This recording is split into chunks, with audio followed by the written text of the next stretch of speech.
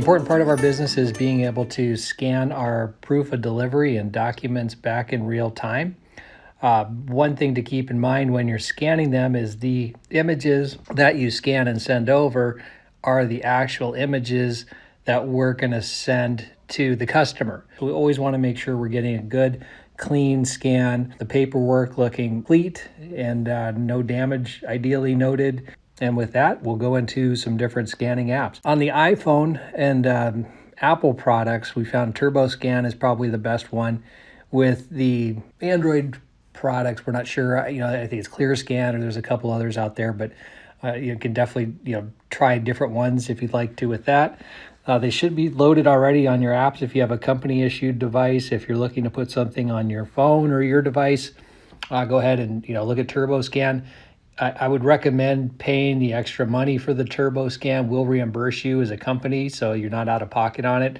I wouldn't get something that's a monthly subscription fee. This TurboScan Pro here is, I think it was $5 a one-time charge, so it doesn't have any ads, and it's pretty robust in what it does. You just simply download this onto your phone, and we'll open it, TurboScan. So it's a directory here. You can see I've got a number of documents already that I've used and stored in the past, so I'm able to go back as an archive and find any documents that go back that I may have missed or need to be resent out. The one thing, once you download it, you want to go into the settings, and we're going to kind of look through. The first part is going to be the attachment file size here. You can see it's set to, I just set it to medium. We'll go to larger. I'm going to go to smaller. And the reason why is there's no real it's a PDF document that we're sending. It doesn't need to be 5 or 10 megabit file. So a smaller, what this does, it's going to make it easier to email. It's not going to plug up your email addresses. It's going to not fill up your phone with a lot of data, and it's going to make it come into our email servers here faster and easier, and get sent to the customer easier. So setting it to the smaller size is fine. The email to myself feature, this is an important one. So it's up here at the top. What I have here is this is set to go to my email address here. And you'll see in a later one when you can actually scan the document and then you hit email to yourself, this is the actual email it'll go to.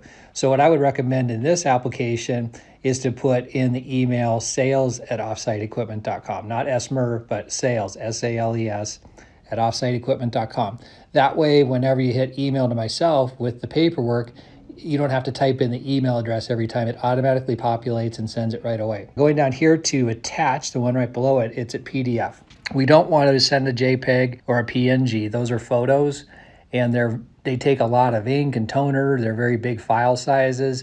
PDF is the industry standard for scanning and sending documents, and that's what you want to have it set to. You do not want to have it set to the other two. You want to have it set to PDF. Okay, with this next one down, subject TurboScan, in the subject line that gets sent to offsite here to the sales address, but also when you do name the document where those dollar signs are, it will actually put in the BOL number and document name. So the first sample here, we're going to scan a document that say we just completed a lease return. I'm going to hit that button there.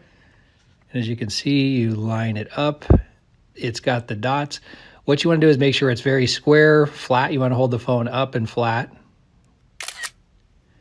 Just captured the image there. A lot of times it's nice with the trucks is if you can set it back on the truck floor. It's best to be flat. And again, it's best to be real clean because this is something that we're sending to our customers. So as you see here, this came out pretty nicely. You can adjust the coloration if it's a little light. You can darken it. You can lighten it.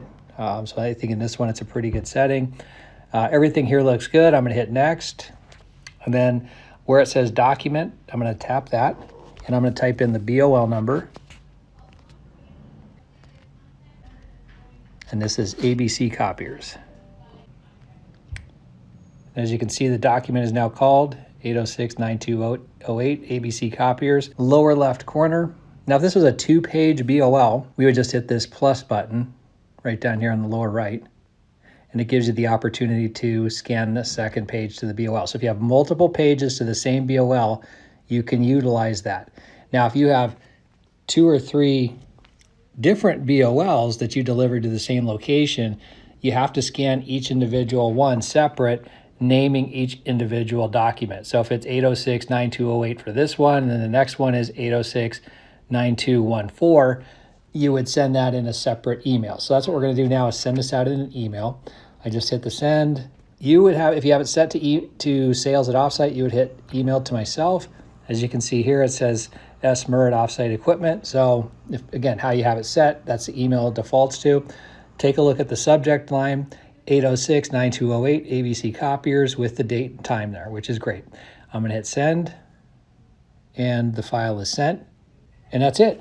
It's been sent out. Some things to check on if you do have some trouble down the line where emails are not being sent out. You may want to go through and clear out some of these old folders, these old documents, because they can bog down the application. Generally, you want to keep them for probably 30 days and then start deleting them out of there. Again, if your file size is smaller, you can actually let this go longer, but it is something you definitely want to clean it out from time to time.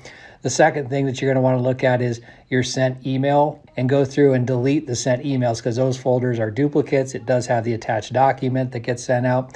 And then also, if you're sending in emails with photos and different things from job sites, that's going to bog down your sent email, and that's going to result in scans not getting sent out. That's everything with the scanning app. If there's any questions, let us know. But it's a great application. It works well. I encourage using it yourself for your car insurance, vehicle registration, any important documents. It's a great thing to have. Apartment leases, you can scan it, send it to your own email, keep it on file, and it just kind of cleans up the paper and has a sort of a backup, so you don't have to worry about losing anything. But thanks for listening.